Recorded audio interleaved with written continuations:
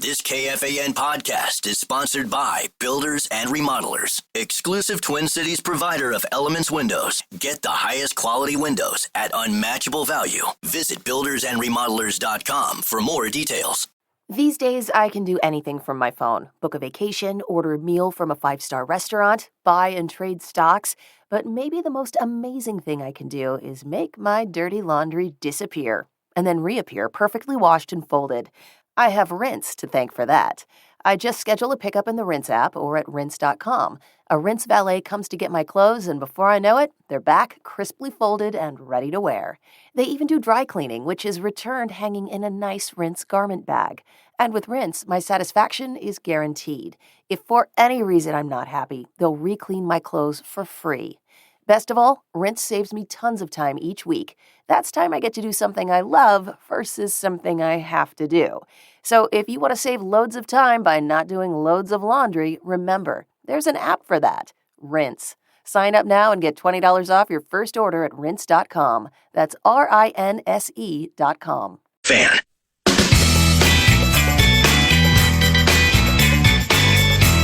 Nine to noon.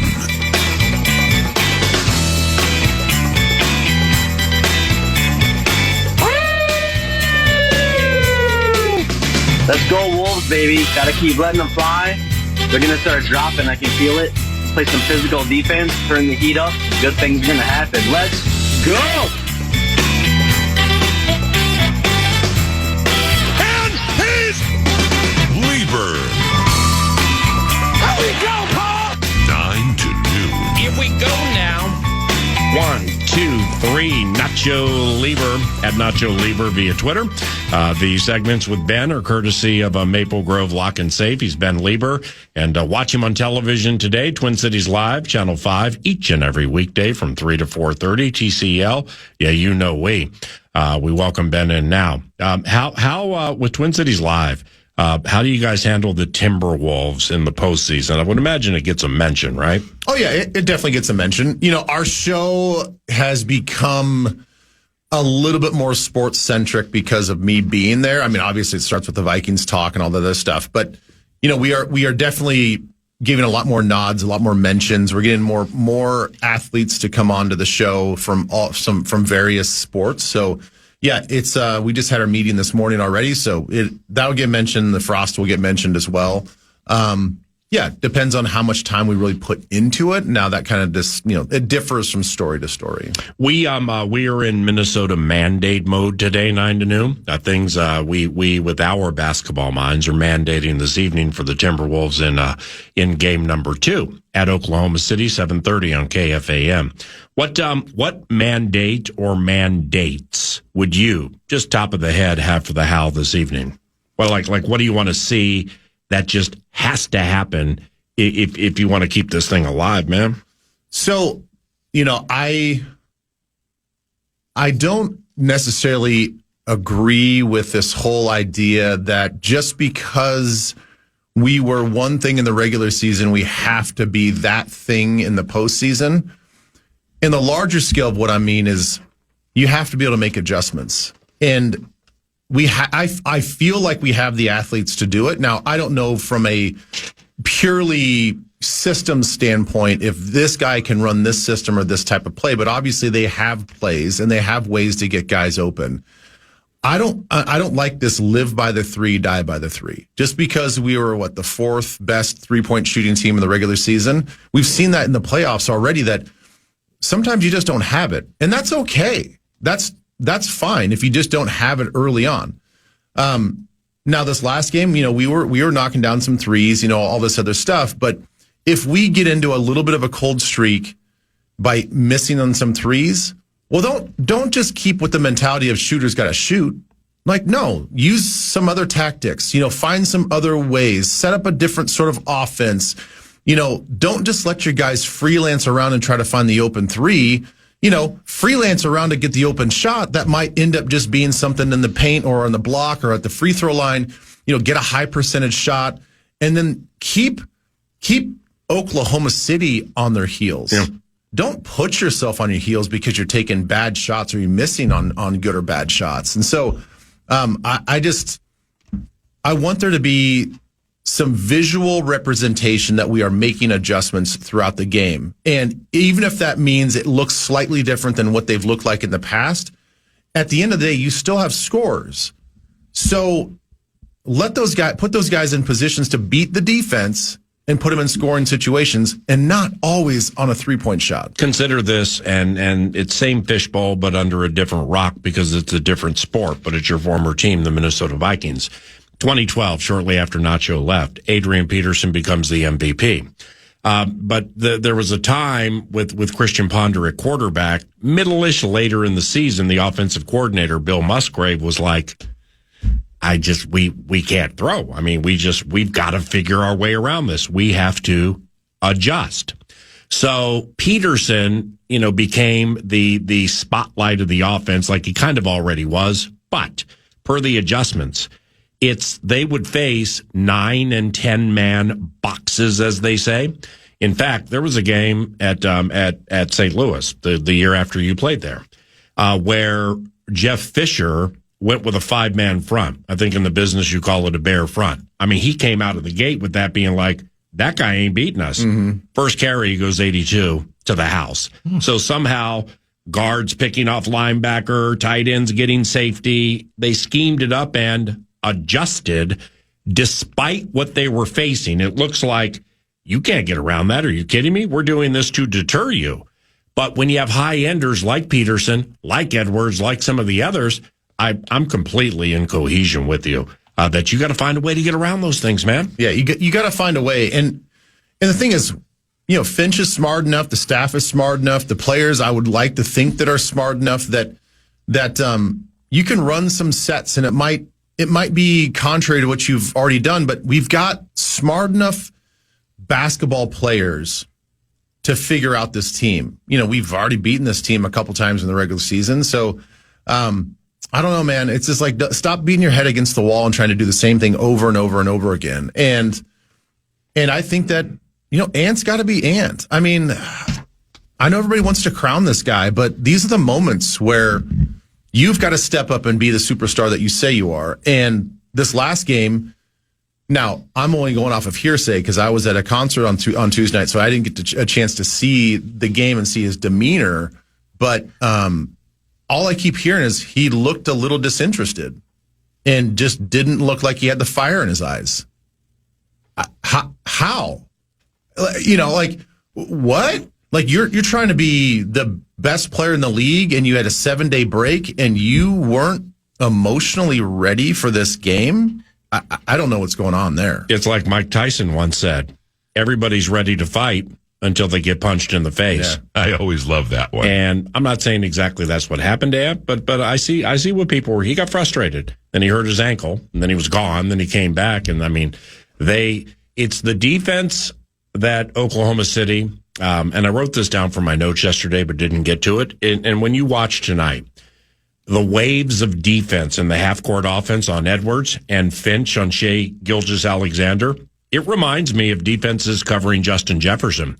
I mean, you got one guy there, and you think it's a single, but then there's a second guy, like a cloud defense or something like that, just like hovering over, ready to get you here. Then there's another guy, like think quarters defense or whatever you would call it. Well, it was the sneakiest route to double teaming that I've seen in quite some time. It's kind of like how they suck quarterbacks into making bad throws to Jefferson because you think he's open, but he's really not. Yeah, they get you on levels, Yeah, levels. Yeah, and they don't have to be elbow to elbow bracketing you in and trying to corral you the whole time. They're just going to make it difficult and let you know that you might get past this first defender, but within 2 steps is another defender and another defender. Mm-hmm. So again, that's where Ant's got to use his. He's got to use his eyes and use his ability to create and get other guys open. And if it's not him, it's got to be Julius or, somebody has to step up. It seems like every game that we fall behind or we lose, it's like, well, this guy didn't get enough shots and this guy didn't take over and this guy didn't well, let's get out ahead of that in the first quarter instead of trying to play catch up. And again, a lot easier said than done. And I get it. This is an outstanding defense, best defense in the league. But they're not invincible. there are ways around their defense. And for him to ascend, I do agree with you, because this was a conversation last year, PA, about how he was going to handle the double teams, how he was going to handle the defense in general, what he was being thrown at, those waves that you're talking about, and how a Justin Jefferson on the NFL side of things would have to deal with it. And him, after these losses, acknowledging where he comes up short. I find a lot of honesty in how he analyzes his own game after defeats, but he's dead on. He does have to be aggressive. I didn't see a disinterest but the mannerisms were there where it was high-end frustration. What can I do? Everything's going wrong. They started doubling him specifically in the third and into the fourth when that thing was about cooked. And he just had no answers to it. And that's when some of the passes start slowing down. That's when more mistakes and ultimately turnovers start to happen. So the aggression on his side has to be infinitely better than it was on Tuesday. If you again take it to football and you have a team that's quite successful throwing the ball, and really no matter what type of coverage you're seeing, they will find a way to get a 5, get a 3, get a 10, first down, stuff like that. They will throw into whatever coverage you're presenting, and they'll still get it. On Tuesday night, say the Timberwolves are a throw-first football team that's quite good at it. Oklahoma City made them a run-first team. Mm-hmm. They made it a half-court game. And the Timberwolves just could not put the pedal to the metal and get out of it. So there's more that goes into that than like my untrained eye would know. But run with the Wolves, man. I mean, you got to get up and down the court tonight, because the wildly successful and highly touted Power Trip Morning Show, our anchor here at FM 100.3 KFAN, was in must-win mode this morning for the How when I was listening on my drive in. And when I heard it, I disagreed until, I'm paraphrasing what Ben said this morning. Lose tonight and you'll have to beat them 4 of 5 times. And I mean, that's just going to be super difficult. So yeah, that hit hard the way you laid that out. I don't like to be must anything in many situations unless it's like a game 7, but I completely understand what you're saying. Well, I think it all comes down to the opponents, and thanks for giving me that credit. I think it was Corey that actually did that quick math and was just like, listen, I think in most game 7-game series, dropping the first 2 is not ideal, but mathematically you still have a chance, and let's just lay this out for you that you have to win 4 of the next 5, and it's like, whoa, that's a daunting task. If we were talking about the Lakers series and we were down 2, I don't think anybody would be saying, oh, well, we're dead. I'm sad, season's over, whatever. Going down 0-2 to them, there's still a chance, and you still feel decent about your odds, especially when you come back to the Target Center. You go 0-2 against the best defense in the MVP of the league. I know that you're going to have 2 games at home, but I would just say from an emotional standpoint, I think we'd be cooked. I'd put if I was a betting man, I think that the series is over if we lose tonight. This is the dumbest question that you'll get today. Maybe it's the dumbest question you've ever received in your life. When you think back to your football playing days, and specifically in the postseason, right? It's a one and done scenario. Have you ever thought about if you got to play that same team the very next week, how much would change? How much would adjust? Have you ever pondered that? Oh, for sure. Yeah. I mean, I think that you almost inherently do that automatically with every loss that you have in the regular season, or any loss that you have. You're like, okay, if, especially after you go back on Monday and watch the film, you're like, all right, man, if we would have just not committed these self-inflicting wounds and we did this and cleaned this up, man, we would beat them next time. And you certainly say that against your divisional opponents, because you keep those things in your back pocket. You're like, okay, we're going to do this thing differently. I got to play this play differently next time we play them, and all this other stuff. But, certainly after that 2009 game in New Orleans, we all knew that we were the better team. And we're like, if this was a best of 3 series, bring it on. Right. Because we beat them the next 2 times, and it might not even be close. Right. So, yeah, I mean, it is frustrating that we only get one crack at it, but because I just think about when we talk about adjustments, and I feel like it's easy for me as a Rube and a guy that watches all the games, specifically in the NBA. where it's like, okay, I can drill in the numbers, 51 triples attempted here. That's too many.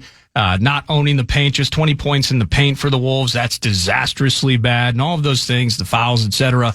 How vastly different a team can be from game to game.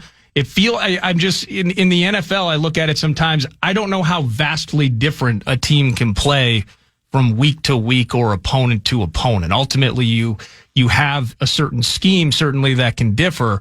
But in the end, you are relying on this specific aspect of your team to constantly be good, this particular moment to go the right way. Like adjusting in the NFL just seems so much different maybe than some other sports because of all the moving parts involved. Yeah, I mean, the way that you lay that out with all the different variables, I mean, there's 22 people on the field, and, you don't know what performance you're going to get from one play to the next, and how can you replicate that to a T the next time you play. But I think conceptually, yeah, I think from a defensive standpoint, if we fail to stop a team offensively, you bet your butt that we're going to go back and say, like, man, now that we know the speed of these guys, like, we can play more man coverage against these guys. Hardcore it's not football. That you just make that adjustment just in the quarter or at halftime. You could really chew on that for, if you had a week in between and you're like, oh yeah, we're going to have something way different for this team next time we play them. So I do think it'd be that having a 3-game series in football would be really, really interesting because of the chess pieces that you could move from game to game. Okay, I like that. Leber. Playoff seeding stays the same. What do you think of that? I think it's fine for now, but I do think it's a tide that's going to keep rolling in, and I think it's going to be time for a change for the game to develop and evolve. And we talk about fairness and all this other stuff. I think it kind of goes hand in hand to where the culture's going, and you look at the way other sports do it, and it does make sense. I think having the divisions will always remain the same. The division winner then probably just becomes the tie break. If there is a tie, if you reseed these things, when you base off just overall record. But I think it's fair to do it the way that, the way that it was proposed. Keeping it the same and stagnant, it seems a little antiquated. And we've had enough examples now where I think we'd say, let's just freshen this up. We have a lot of data and research from other leagues to show that this is a more fair, equitable way to do it, and it gives everybody a good opportunity to get reseated in the right spot. So, yeah, it didn't pass, but I think it's going to pass soon. Would you be okay with the potential of that kind of reshifting, if not eliminating the classic rivalry vibe? Because I feel like if you take away the importance of the division title outside, and I totally agree with you, it'd be a tiebreaker, maybe in a different universe, then ultimately your 17-game schedule, you probably should play every other team in the NFC. So that kind of takes 15 games out of the mix right there. What you do with the other two, is it an international, interconference, or maybe it's rotating rivalry games? So this year we get Packers and Lions twice. Next year we'll get, Bears and somebody else, etc. Are you okay with that potentially kind of devaluing or at least taking away some of the rivalry that is ingrained in fan bases? I do whatever you can to preserve the rivalries, and do whatever you can to cross-pollinate with those extra games to create more rivalry and more regional rivalries. I think that would be great for the sport. I think it'd be really fun. We are in close proximity to Kansas City. And there's a lot of people in the Midwest area that are kind of half Denver fans, half Minnesota fans.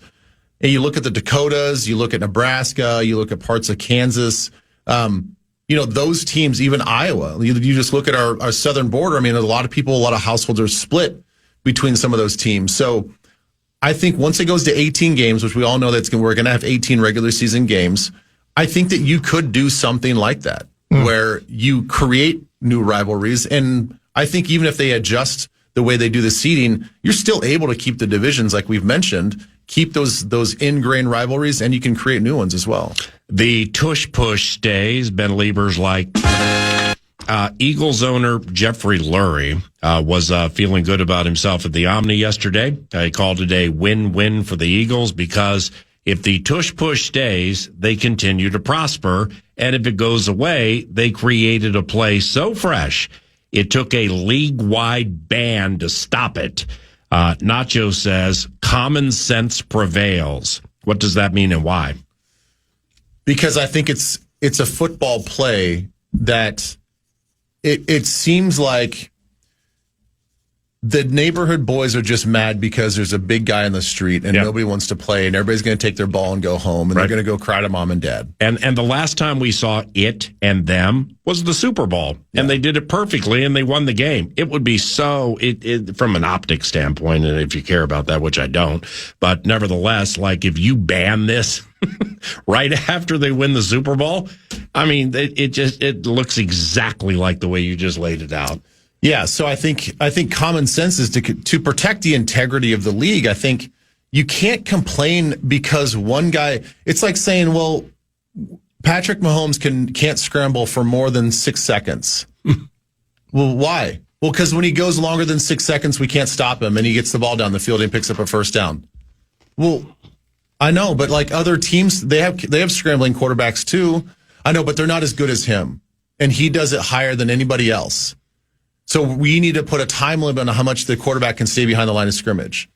That's just dumb. Like that doesn't make any sense. And so because one team has figured out technique-wise and with the right players and the right fundamentals to dig guys out to get 2 or 3 extra yards, okay, good. Congratulations. We should salute them. Yeah. Like, good job. You found a way that nobody can stop this play. Right. And it's not 100%. It's like that. They're not 100% successful. It's a high 80. It's high, but it's like, I don't know, train your guys to do it better. Like, I mean, there are a lot of guys, Emmitt Smith, I think leads or has led the league in first down conversions.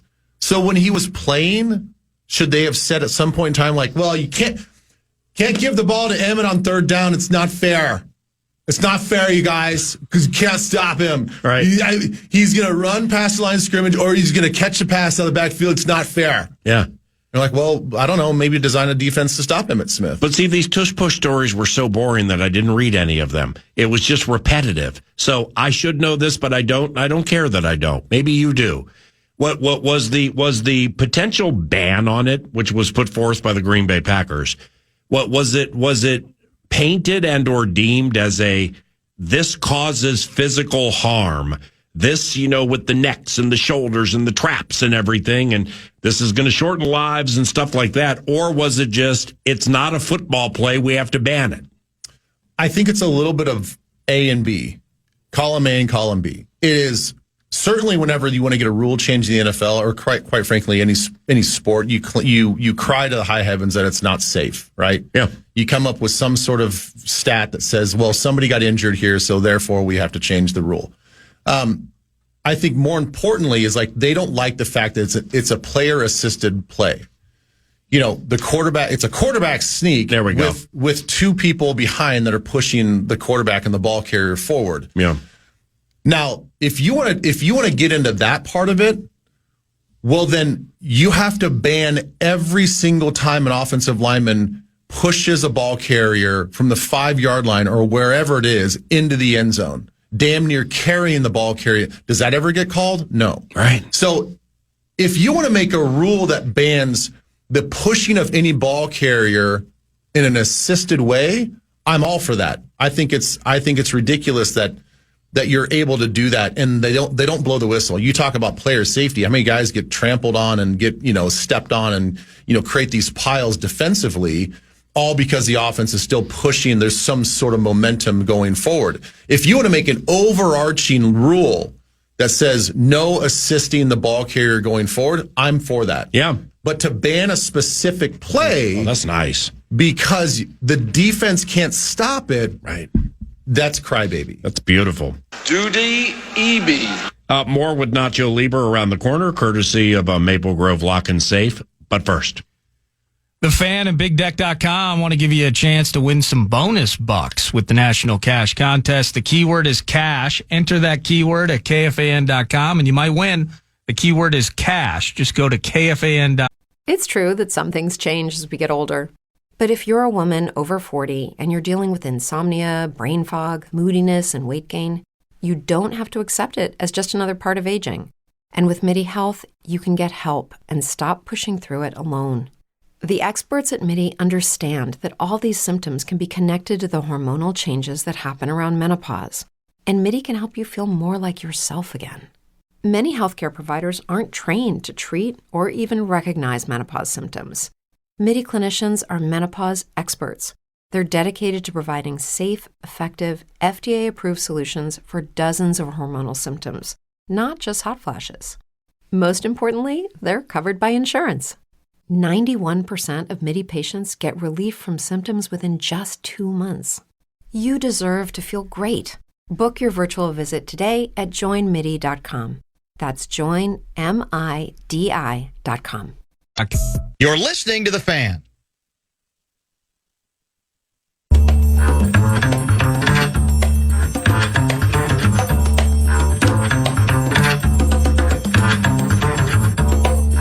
Reminder for talkbacks later on, Kevin Lynch will be in studio 9 to noon, final hour, and your chance to sound off. Fan on the farm. You heard it from PA earlier on. Where you at? What you farming? And, Minnesota mandates, comparing what's happening on the farm to what's happening on the hardwood. But an opportunity courtesy of Suka Manufacturing from your talkbacks. One of you will win a Suka Manufacturing prize pack. Carhartt cooler, Brumé canteen, portable JBL speaker, coffee tumbler, hoodie, and a Sioux Cup baseball cap. So give us those Fan on the Farm talkbacks. How are you feeling about the Howl Game 2 tonight? Bring it on. Free iHeartRadio app. We'll play them final hour. No love for my Golden State Warriors. So, lastly, with the Tushy Pushy, I've said this to a bunch of people, and I can't remember all the responses I've gotten over the years or whatever. Maybe I brought it up to you or not. But clearly, I think I'm missing something here because nobody does it. It's with the tush push, hit the pusher. I mean, here's Nacho Leber's 51 opposite right tackle left edge. Your sole role is to cut inside, get around him. Might be a little bit after, because the push, the push of the tush, it doesn't like go bang bang. There's a little bit of dragging time there. Here comes 51 around the edge. Bam. Just nail the pusher in the ribs. Bam. Just stick him like Brandon LaFell stuck Greenway at the College Stadium back in 14 or 15. I think it might have broken a couple of ribs. It's just get him. So why don't people obliterate the pusher?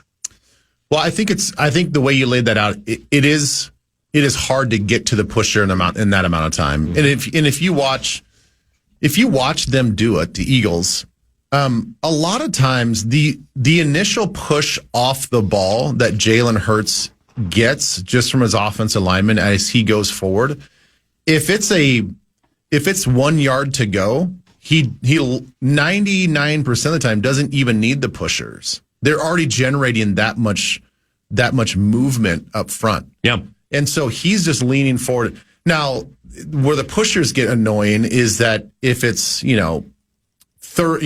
4th and 1 and they pick up 4 yards because of the pushers or 3 yards because of the pushers, like, oh my gosh, like you're just creating this massive momentum that is not being generated by the actual ball carrier, and that seems annoying. I wonder if the way to combat this is defensively, you get into a situation where then they just put 2 hands on each one of the collapsed nose guards and both A gaps, and they push them. Yeah, and you help create force on force. Like, all right, well, if you're able to put hands on the back of Jalen Hurts or the ball carrier, then we should be able to put hands on our defensive tackle and push them forward. Now it's a risk because they get in those situations, and now you're chewing up a linebacker that may have running back responsibility, and they leak that guy out of the backfield and flip the ball to him. Then, there's a little bit of a chess match there, but Philly never does that. I mean, I love the premise of what you're laying out, but like The Eagles are so good at this, they never even do that. I'm just saying if teams start doing that with success, where they're taking 2 inside linebackers and now pushing on the defensive tackles to stop them, well, then like, okay, well, then we'll just do something else. And now we'll just like be deceptive. And if you're going to use up those 2 guys, well, then we'll take advantage of that. Your Minnesota Vikings are better set up to do something like this if they were so inclined. Donovan Jackson, Ryan Kelly, Will Fries, athletic McCarthy with strong legs, maybe Jordan Mason behind him pushing or something like that. Josh Oliver, whatever. They're better equipped now if they want to make that a thing within the offense, don't you think? Well, here's another thought is if we're playing the Philadelphia Eagles and we're on defense and you feel like, you've got Harrison Phillips and Jonathan Allen, let's say that those are your 2 biggest beef eaters. Well, what's Donovan Jackson doing on the sideline? Oh, so you're saying put him in that moment to push? No, to be a defensive tackle. That's what I'm saying. Yeah. So that's kind of neat. So if you feel like, for us, if that's the 2 biggest guys you have on defense, because I don't think Javon is built like one of those guys. Yep. And go ahead and go play action. Okay, you've neutralized the left guard. The other 10 can play defense. Well, yeah. If you want to run play action, well, you're not really counting on your defensive tackles anyway to make a play. So, right. If you want to take Donovan Jackson or whoever, a reserve suited up offensive lineman, guard that we have that's bigger and stouter, that's already built to play leverage like that. Yeah. Then maybe work on putting him in the game in those situations and making him a dirt dog and making him, torpedo down and attack those offensive linemen and just bring as much beef as you can up front. And then we get to the 2026 spring league meetings at the Omni, and they're discussing defensive tackles not being able to play in situations that are 2 yards or less for the line to gain, right? And then Nacho Leber says, common sense has prevailed. Yours truly had the opportunity to chat with Jared Allen last night at a Vikings event. I called John Randall probably the greatest defensive player in the history of the Minnesota Vikings. Jared was like, that's debatable. I think he was serious.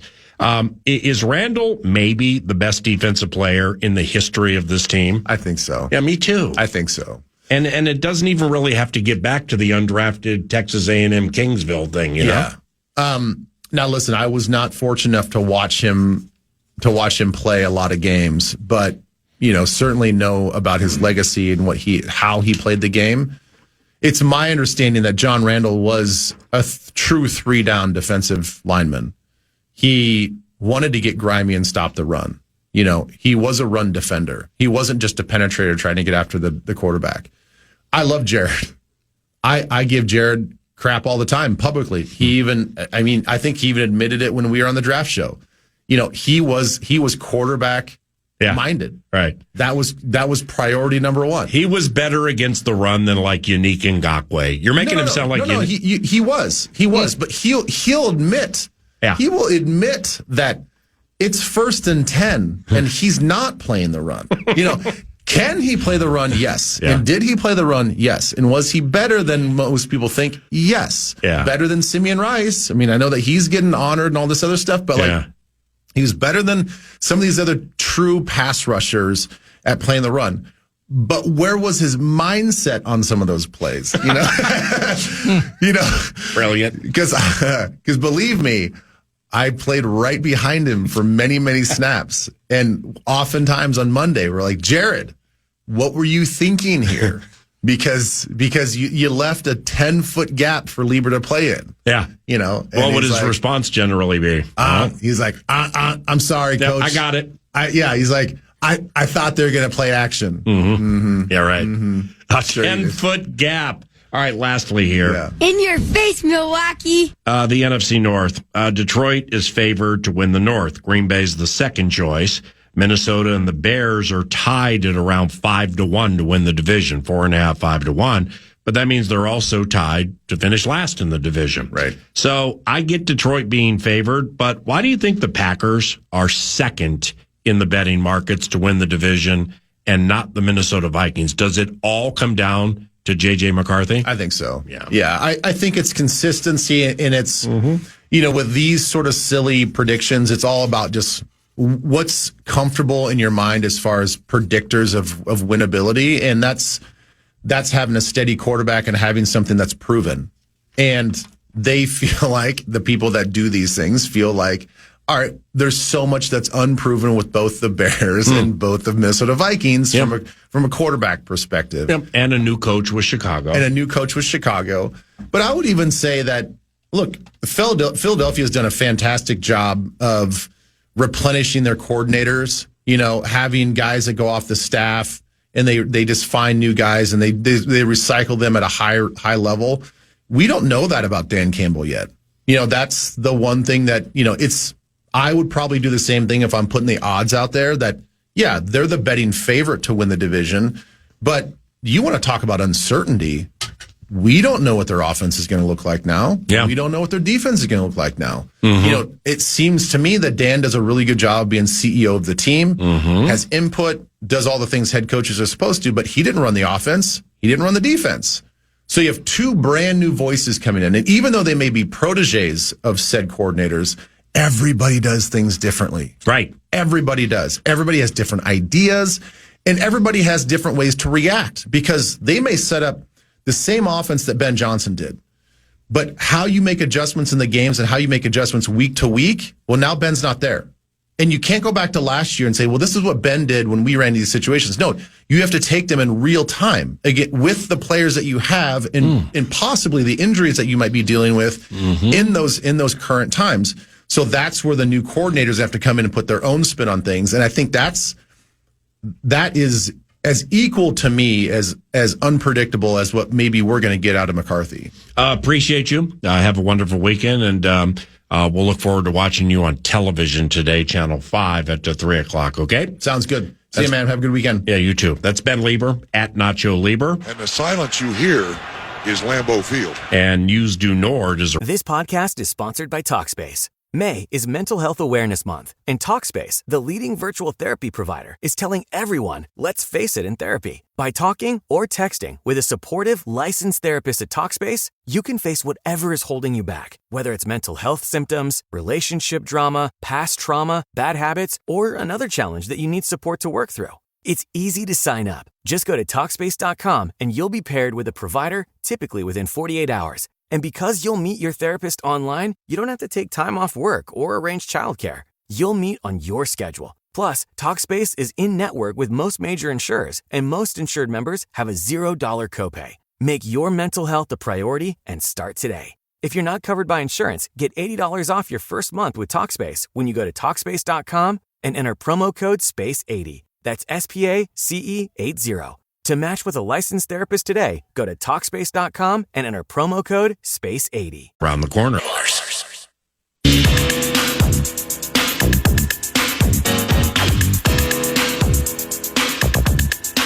What up, News du Nord? And it's always brought to you by the casino, not just any old casino. It is actually the casino at Canterbury Park, CanterburyPark.com. It's poker, blackjack, and table games all year round. Feeling the felt, having sips at chips, tipping Derek Allen.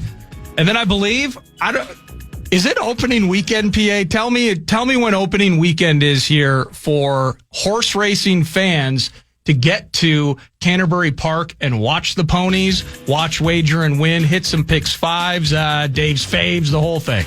Amen, brother! Opening day at Canterbury Park is Saturday. Yes! Saturday, Sunday, Monday for Memorial Day racing. So we race Saturday at 5, Sunday, which is Family Day and has been into the 31st year. We got face painting? Racing. We got face painting. We got free pony rides. And we got plenty of Nordo and the babies. Family days at Canterbury Park. You got that sneaky playground on the backside when the kids are just untamable beasts, which kids can be. You got that sneaky little walk out the backside. They can climb around, get on the jungle gym a little bit. Sneaky spot, underrated spot at Canterbury for parents. I'm glad you asked. Yes, we indeed do have one of those big PlayStations. One of those big PlayStation kid things where you can swing and you can slide and you can climb and And Canterbury Park is where the people come to play. Canterbury Park is where kids swing every day, and the horses sing. Ba-da-da-da. Now,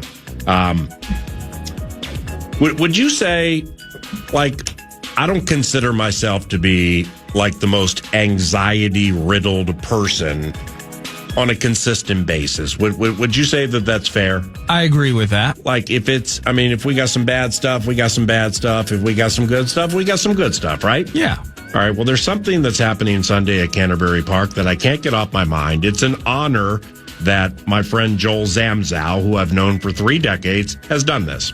Okay, the Zamzows, they listen to Vikings games on the radio, and they have for a long time. And we've had horses run at Canterbury that they bred, named AP is Loose.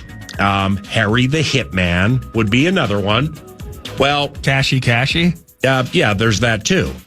Well, Sunday in the 5th race, the Zamzows have named a horse debuting P.A.W.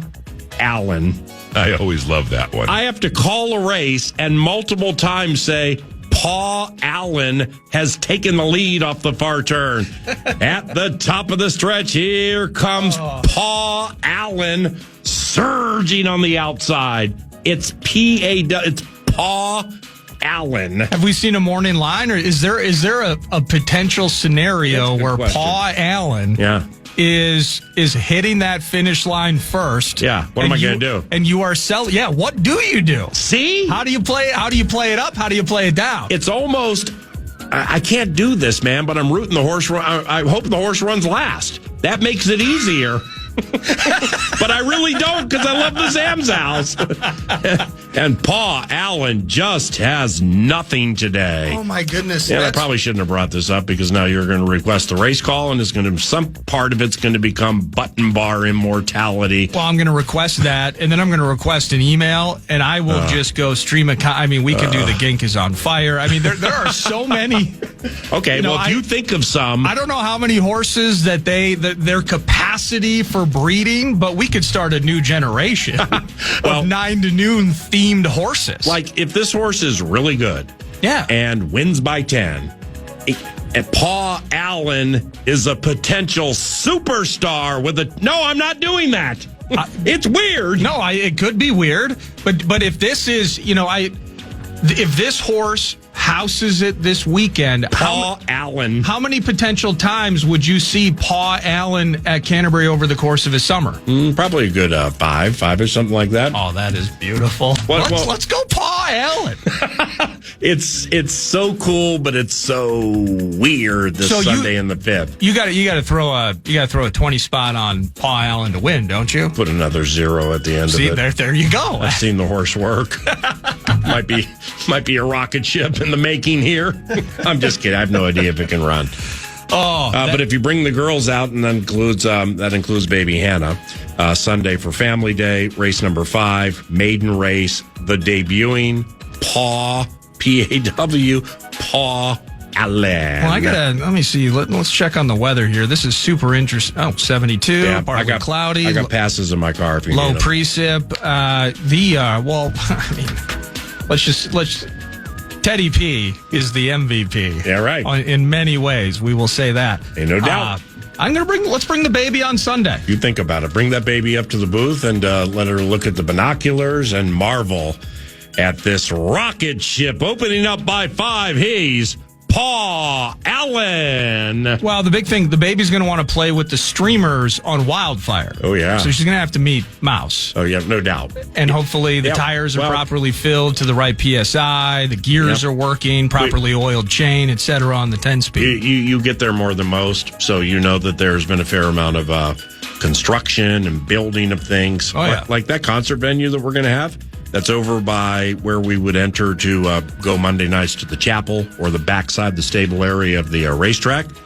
I mean, that sucker's almost done. No, it's going to be sweet. It's a spectacle. It's beautiful. But as Wildfire goes, Mouse's chosen route of travel, which is a bicycle, and happens to be his best friend. I always love that one. The employee parking lot and stuff like that has been reshuffled a little bit. So Does he double park that thing?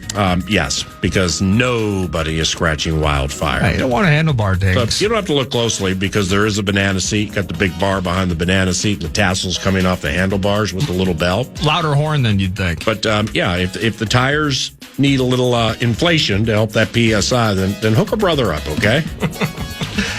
News to Nord, and we will go rapid fire. We'll talk more about this with Kevin Lynch. I'll hit you hoops and then a bit of hockey.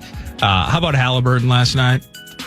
2-point game, 6 seconds to go. Halliburton driving. He's in the lane. He nearly lost it. He backs up and unloads a three. Oh! That did not happen! It hit the back of the rim. It popped high into the air, and it dropped gently through the net. He thought it was 3. It ended up being 2. That was sweet on the call. It was. Pacers radio. They do force the overtime with that make, though. They do win. The Pacers do game 1. I honestly, I turned the TV off when it was like 14-point lead. Cat hits a triple and slaps James Johnson, or not badly, but kind of gives him the, what'd you think of that? Kind of chest slap of James Johnson on the Pacers bench. Brunson, I mean, how about your guy Brunson last night? A lot of, it's the SGA focus on this side of things. Watch how Brunson operates in a very, very similar capacity at times for New York. Yeah. But he was good last night, right? I mean, he was awful from distance, but he got to the line, 12 or 14 free throw attempts. Cat was incredible at times last night. Josh Hart is the bulldog of bulldogs with the rebounding. It was the Knicks game the entire step of the way in the second half until it was Nesmith. The threes could not do. I mean, they barely touched. They were perfect shots down the stretch. I think it's maybe the most points scored in the final couple minutes. It was 23 or so points the Pacers scored down the final 3 minutes or so of that game. 2.5 minutes to go. They outscored them 20-6. There you go. Okay, 20 points in 2.5 minutes. That was badass. So I inflated it a bit, but it was a massive comeback, and the Pacers take game 1. You lay out a lot of moments that illuminated from last evening. But there's one you left out that had to be one of the more satisfying moments of this young man's career.